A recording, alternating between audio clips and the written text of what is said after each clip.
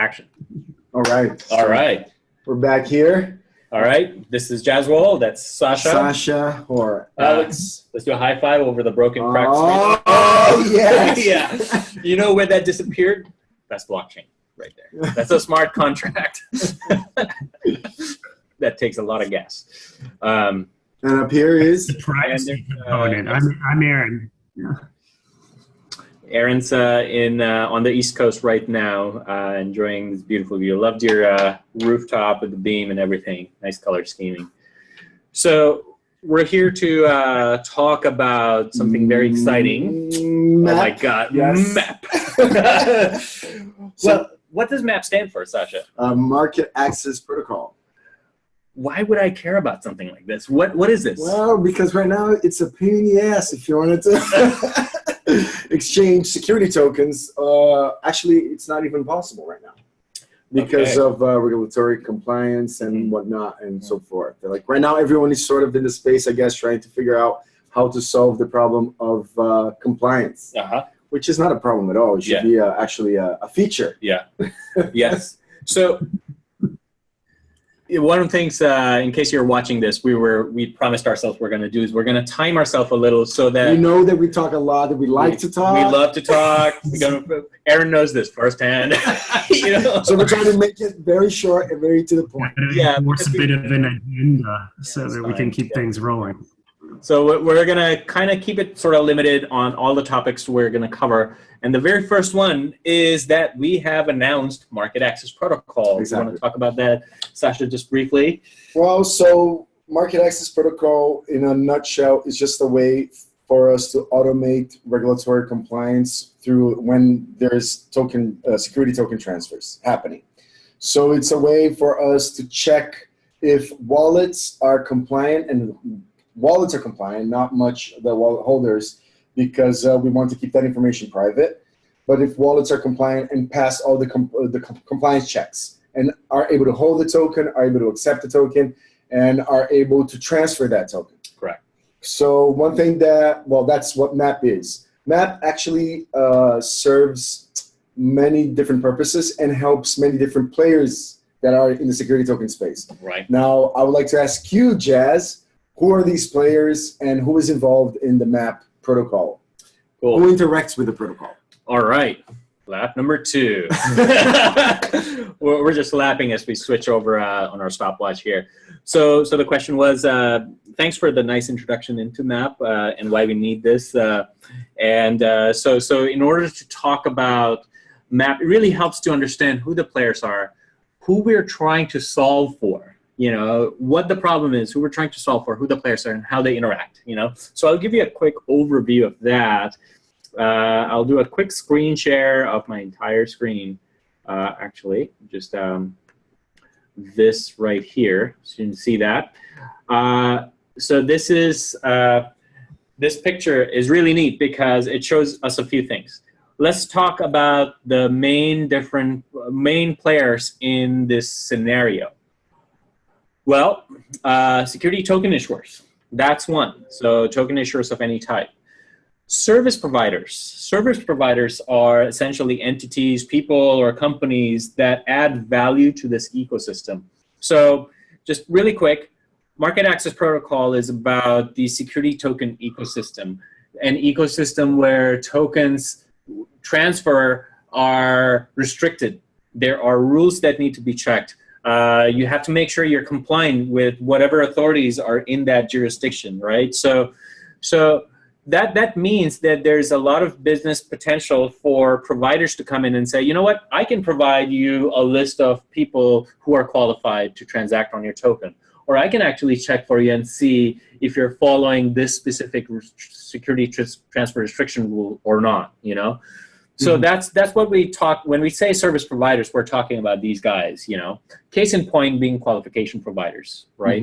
That can go in and check to see if a person is KYC'd and maybe if they're in the US accredited, and therefore they're qualified to transact a security token. Just so we understand, everyone, we're talking about qualification providers. So qualification providers would be entities that have the capability of checking individuals and seeing if they are who they are, if they are qualified.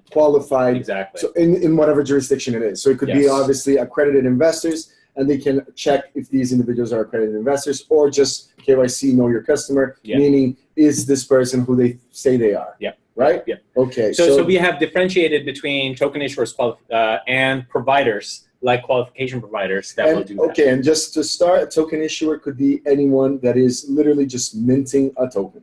Correct. That has a token that represents whatever, any real world asset. It could be. In this space, we are talking about a subset of token issuers which are issuing securities. And can you clarify that as well? What defines a security? Essentially, it's a way of raising capital for a project or or for a purpose.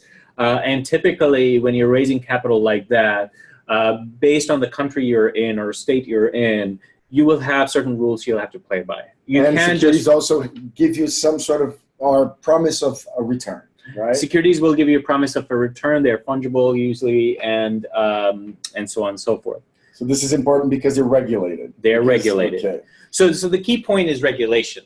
We're trying to come up with technologies that solve for that. We're not trying to just create technology in a vacuum. So in case you're wondering why we're talking about all of this and not necessarily talking about the functional specs, is because you got to know the place, the land where you're playing, the landscape. You really need to know, because technology is then much simpler to implement, right?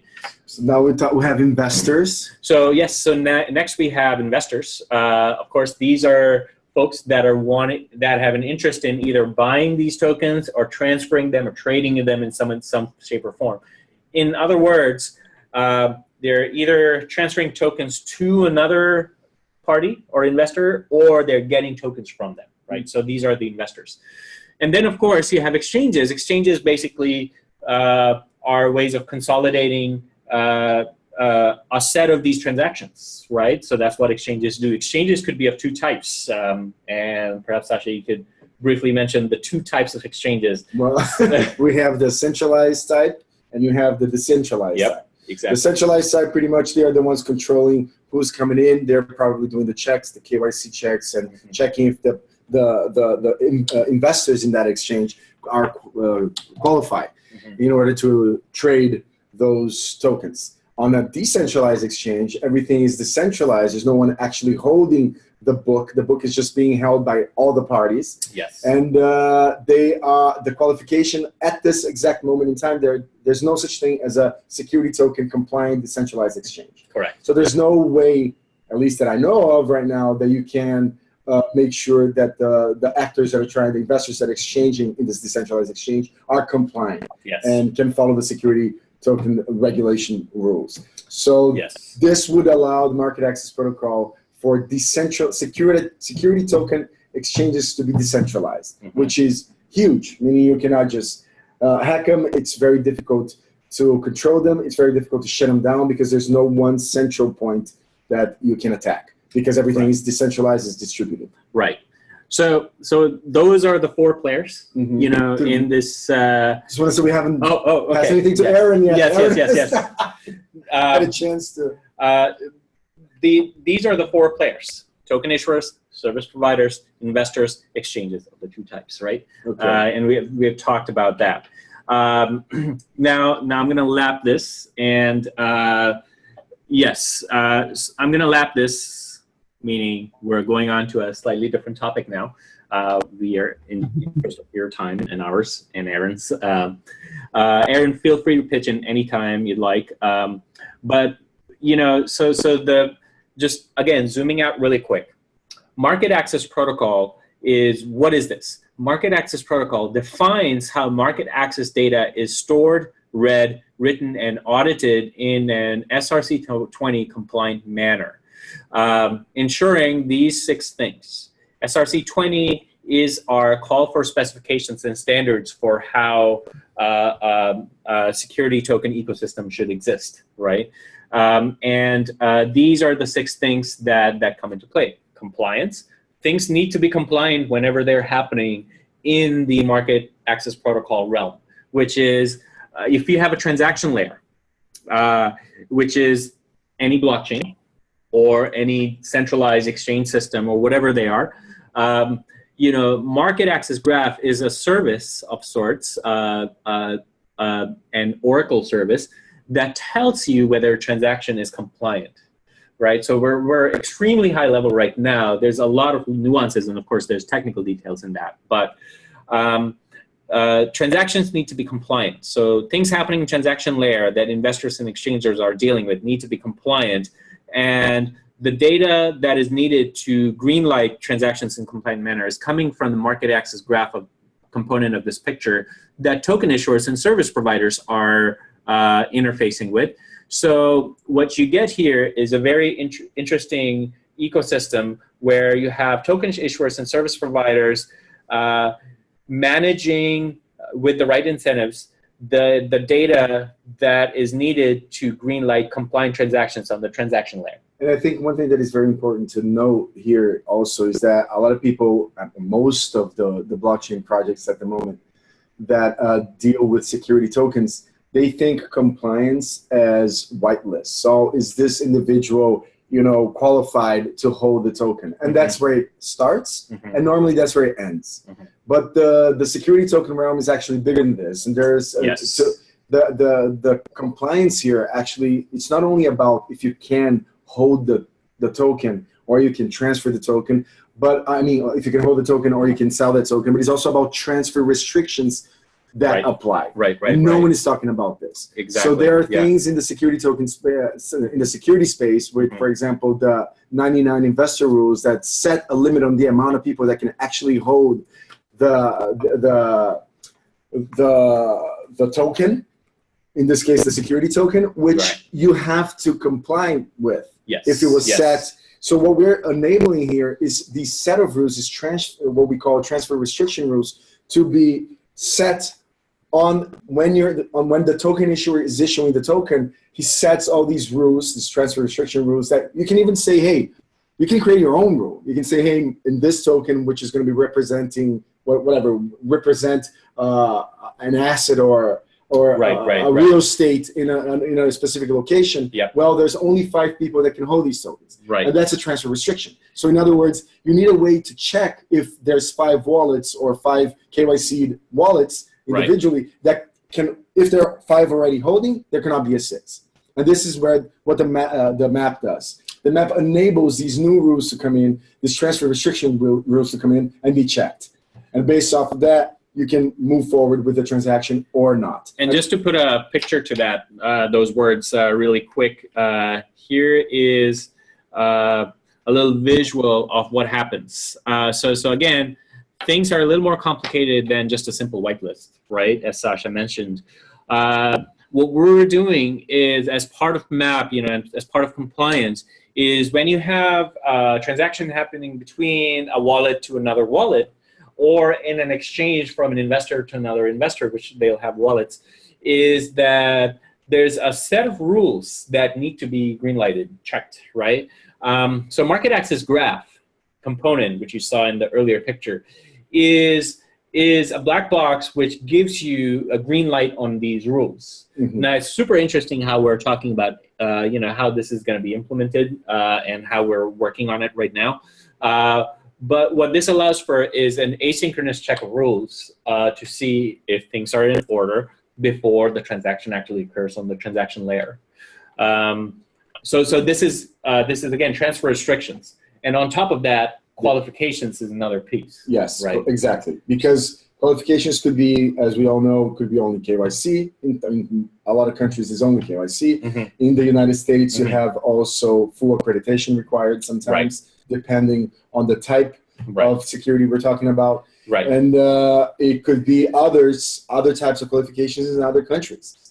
Brazil or Europe, I don't know, like in other regions of the world require different ones. So we need to be compliant with those as well. So we need to also know where the token, the wallet holder is from. That information is also on the map. In that sense, with the region of that wallet, where it comes from. And a lot of times also, depending on the compliance, you have regional compliance. is where the transfer takes place. Yes. Which also is added. So you need a way to check that as Yes. well. So all this we're taking into consideration for this protocol. Yeah. And to summarize that, we are architecting to allow for these scenarios to be handled by our ecosystem. That is huge for us. We are going to handle this. Doesn't mean that in the initial version we're going to have everything built out, because we're not building everything. We are creating the ecosystem with the right incentives for people to come in and build other things, but we are future-proofing it by thinking this through. So we're going to have reference implementations in place, but on top of that, it will allow for multiple jurisdictions with different restrictions to come in and play. And what happens if I travel from the United States to Japan, while you travel from Japan to China, and we're doing certain transactions? How does that get affected? Exactly. We're going to allow for that. Exactly. Yes. All this is taken into consideration. Yes. But another thing that is very important to mention is, hold on, we're just looking at the lab. Yeah. Got sidetracked a little bit. Got sidetracked. It's already 15 minutes that we've been talking. Yeah. No, that I lost my train of thought now. What was I going to say? Well, let's talk about a few other things here, because we have a few things to go by. Okay. So I'm going to lab this. We're going to talk about this. Here's a question for you. Mm-hmm. We create MAP. Fine, it's better than like a whitelist. Who's going to actually go ahead and approve, qualify? Well, who's going to qualify these people to be qualified investors, and who's going to greenlight these transactions? And why would they have an incentive to do that? Actually, maybe Aaron, you might be interested in pitching in on this one, since you worked so intimately on some of these things. And in fact, I could put your slide up if you'd like, the one with the arrows and the incentives. Yeah, throw that up there, and we can talk through that a bit, because I want to raise that it's important to note that we've thought a lot about how MAP interfaces with transactions, and how different players in the space are incentivized to not just play an initial role or adopt this technology, but to play an ongoing role in kind of the health of the entire framework. Because that's what we're trying to do, is surface a framework that the whole industry can build on. I know in an earlier slide you had kind of the six tenets that we thought were important, that it had to be compliant, private, it required regulatory proof, portability, and simplicity. But what we're getting to here is that there's also the incentive component that helps drive this forward in a lot of ways. So if you look at what this visual is trying to describe, it's that when a transaction is initiated, there are a lot of things that have to happen.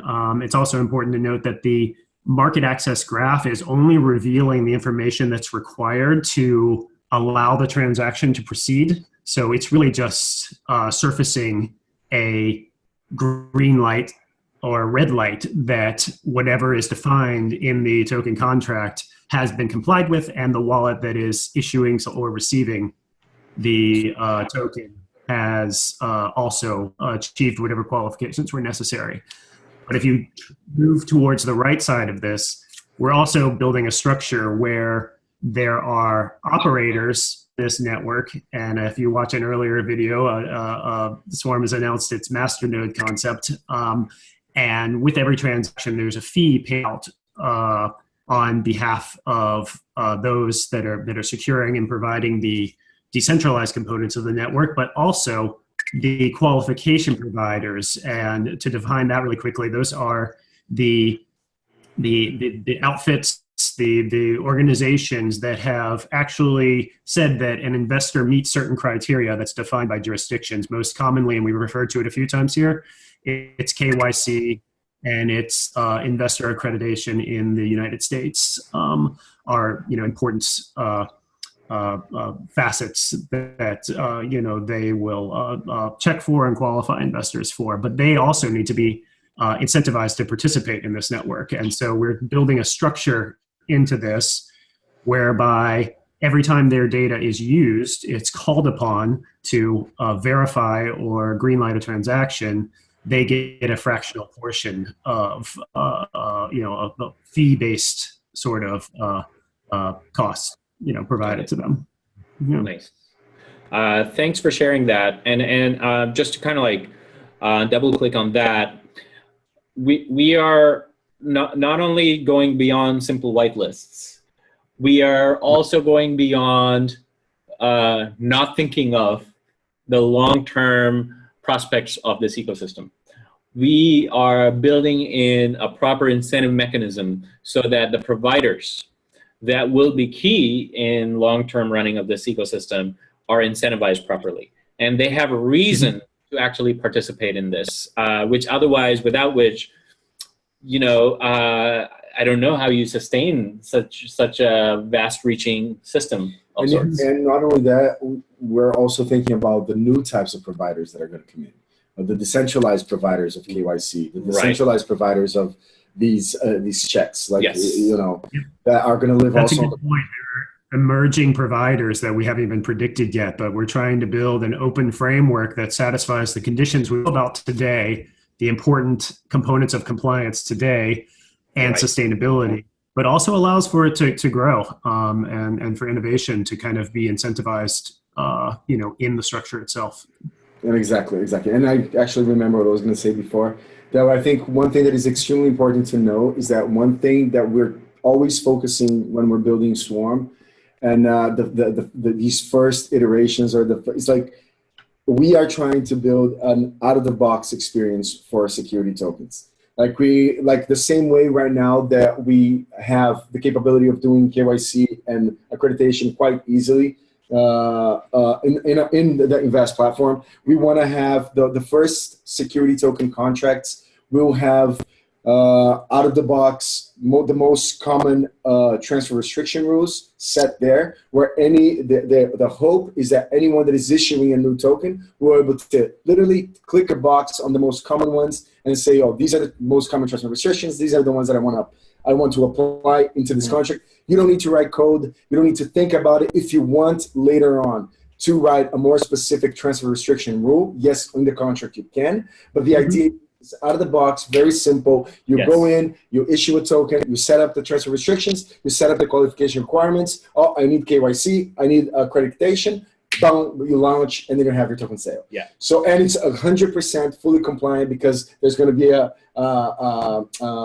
QP, qualification provider coming in and being able to do these KYC and accreditation requirements, which, by the way, is very interesting to know that right now, Swarm is actually acting as a qualification provider. When you go into the invest.swarm.fund and you go do your KYC and your check if you're accredited, you are actually using Swarm as a qualification provider.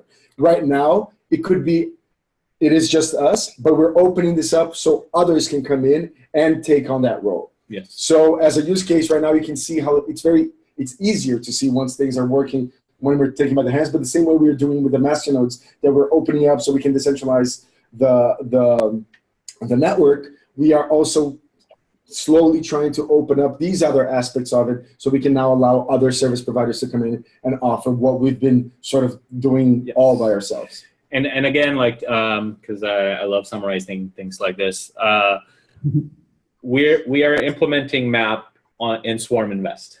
You know, we have facets of it already there. Exactly. In fact, Swarm Invest, if you go in there, any and all transaction or anything you do in there is compliant already. You know, in fact, that's one of our rules. There is there's nothing that's happening out of compliance restrictions anywhere, right? So over time, as you see more functionalities on Swarm Invest, keep in mind they're always compliant. And it's behind the scenes, it's using the MAP infrastructure to do this. And as Sacha mentioned, out of the box, it just works. But of course, down the road, you can actually plug and play your own solutions because we'll have all the different dev interfaces ready for that as well. And that's, again, why we mentioned, and we're already reaching the 30-minute mark, or the 22 at least. Yeah. But that's why we think it's so important when we hammer, or at least I like to say a lot about interoperability and how at the end of the day, we want to have a solution that is compliant with every blockchain. We would love to have actually other security token platforms to use MAP and check on that, to add to MAP, to be, to enrich this ecosystem together where we can all grow and be compliant in a decentralized way. So that would be ideal. Yeah, So I mean that's sort of the point. I mean, with the mission of providing this access, on the whole security tokenization ideal is that everybody can be enabled to have fractional ownership, can have the luxury of dividends, can have financial means that they don't have access to today, done at scale and in an easy to access and maintain way. And so we want other players, in this space who are doing security tokens to take part in this and help us make it better for everybody, right? Exactly. yes, exactly. And talking about other entities, I think it would be very also good to mention right now, because we're recording this video, but by the time we release, everyone will know this. We have already we have a new partnership with Open Finance, and they are going to be the first ones to actually be SRC20 fully compliant and MAP compliant. So that's awesome news. If you're thinking, oh, where the hell am I going to be using this? Here you go. We got the first one of the ecosystem that is going to be, providing support. Yeah. So this is just the beginning, and we're very happy to be partnering with them. I'm so glad we partnered with Open Finance, not Closed Finance. Yeah. That's what MAP's about. Exactly. Open industry to participate. We're not doing a walled garden. That's a big deal. Exactly. So on to one more topic, and before I forget, and I definitely want to address this, and this is something, Aaron, you mentioned briefly, and that is people might have questions about privacy. And so just let's briefly talk about MAP and privacy, since this is one thing that we didn't cover just yet. But Aaron mentioned how the MAP graph, which is responsible for giving you green light signals on whether a transaction's compliant or not, it itself doesn't contain private information that can identify investors. We're using very innovative ways of digesting, creating digested data sets that don't necessarily contain private information. However, they can contain sets of positive confirmations on whether something is valid or not. But just looking at that data doesn't mean you will actually know who that is about or what kind of checks they actually went through to qualify to do a transaction on a certain type of token. So it is very important to make sure to separate, even on right now when you're sending the KYC information, your image of the image of your passport and your personal information, none of this is being stored. What is being stored is that, yes, this wallet is KYC'd, has been KYC'd, and yes, this wallet is compliant. And there is absolutely information. It's only information that's sufficient to draw the conclusion. There's nothing personally identifiable in there. In fact, the PII acronyms at the bottom of this slide, if that's not clear to people, personally identifiable information. Yeah, and on top of that, just keep in mind that we're not skirting rules, meaning we're not trying to create a system that skirts any regulations, which means that yes, your personally identifiable information is not where it needs to be, not unless it's necessary in a place, it's not there. So to greenlight transactions, you don't need personally identifiable information, so it's not there. However, that doesn't mean that when SEC or some regulators come knocking at the token issuers' doors, by the way, token issuers are typically liable for providing audit information or a list of investors to the regulators, at least in the US. So just because we have this doesn't mean that those things won't be possible. They will always be possible. The fact that you're looking up, there's a lookup of some sort involved, whether it's implied, explicit or implicit lookup, and whether this lookup is synchronous or asynchronous, it creates an audit trail that shows and proves that your transaction is compliant.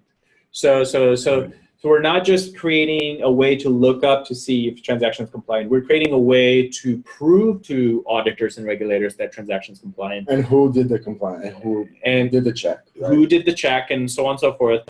And also the right parties, for example, in this case, token issuers or the actual qualification providers like KYC providers, they will have the trail necessary to show to regulators what needs to be shown in case that's needed, right?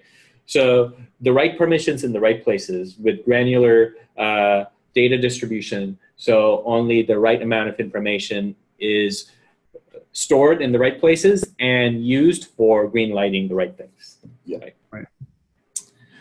I guess this is, the goal is like 28 minutes and 44 seconds that we've been talking about MAP, which... Our goal was 28 minutes, 47 seconds. So Sacha just drove over that by talking about that, and now I'm talking about it. So now it's kind of like, oh shoot, it's 29 minutes now. Yeah, but just to finish it off, like, you know, obviously we're going to be releasing more material about more specifics of the whole MAP and the whole... protocol that we've been working on hard for the last, whatever, 6 months. Yes. And we're going to be presenting more details on what the transfer restrictions are going to look like. We're going to be presenting more details on the qualifications, on the contract of the SRC20 tokens, what the standard looks like, and so on and so forth. So we're very excited. So we're very excited to start this conversation, to invite you guys to, you know, to invite other projects to come in and work with us or ask the questions with us, and, you know, let's build this together. It's all about building this together. And the community, obviously, as always, to come with not only questions, but ideas as well. You know, everyone who's in the space, like we mentioned before, through the whole Masternode thing, we are decentralizing so we can all own the infrastructure. So we can all own a part of this. And it's not only about owning, but it's about creating it together. It's about building something together that we can all use in the future that will facilitate, hopefully, not only our lives, but the lives of many other people. And to that point, we are architecting and designing it so that if we disappear tomorrow, this still works. Well, exactly. That's the whole point. That's the whole point. That's not necessarily always the case everywhere. Exactly. But for us, it is. Like, we are not trying to be the middleman or the controlling party in this situation. We're architecting it so that you guys have control. But we're just creating the ecosystem that can be long running. Aaron, last few words. Aaron, your t-shirt better than our t-shirt. By the way, you want our fancy t-shirts? We're part of the Boring T-Shirts Collective, and check that out. You know, I'd like to say it was plain white, but I've actually got a graphic running here. It's sort of suggestive of MAP. We want MAP to clear the way for lots of new things. The prior paradigm isn't working. Exactly. No, go ahead, but I'll just let you, and then I'll just wrap it up with one final. We'll wrap it up with some bacon. Go ahead to your final thing. It seems important. Well, you know, what I was going to say is that obviously you can see that we're trying to be more proactive in our appearances and talking about what we're doing, and we're trying to be more inclusive with the community. And we're starting to do these videos. One of the reasons is because I'm now also in the US and I'm able to be here in, normally I'm working from the Czech Republic with Sam Stone, that is normally on Telegram, but now I'm here, so we decided to experiment with this, and we're actually quite enjoying it. As you can see, we talk way more than we should. But this is handy, and I think, like, you know, if you watch this and if you liked any of this, please let us know your feedback and whether you want us to do more of these. Exactly. And come to Telegram with more questions, and right now we're still sort of experimenting with it. We don't know where is this going to go or how what format is going to be. But one thing that I'm starting to like is how we're sort of sticking to specific verticals that we're working on, or you know, products that we're releasing or whatnot. So inviting more people to the show, maybe even like we talked about this before, some of the community members to participate with us with questions and their inputs as well. And I have a request for the next show. Go ahead. Let's talk about masternodes more. I'm down. Yeah. I'm down. Masternodes is all good, and I think it's going to be good because by then we're going to have already the staking happening, and there's going to be I'm all that's going to be fun. It's going to be fun. Yeah. Sacha is the masternodes guy. All right. I will Actually, you know what would be great? One final thing is if we could get someone from the community to ask us questions for these things. For sure. Of course, yeah. This was sort of like This was impromptu, non-live session. This was impromptu. Yeah, exactly. This was. We are also experimenting with doing this Facebook Live because obviously then audience can ask questions directly in comments. Exactly. Well, the one reason that we're not doing it is because today I'm actually getting on a plane and flying back. Yeah. So tomorrow I'm not going to be here. I'm going to be on the way. So we decided to do it on Thursday so we can actually release it tomorrow. Yeah. And yeah, please be patient with us as we figure out the right format. Thank you. You know, in case you didn't notice, here's our. You see that light? That's like pro. It's there, and.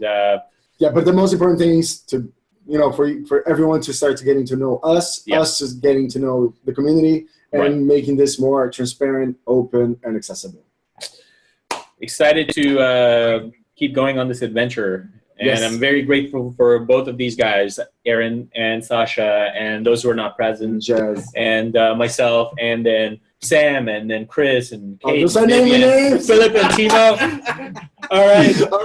I thank the world. All right. Okay. Over and out, guys. Thank you so much. Later. Okay. See you on the flip side.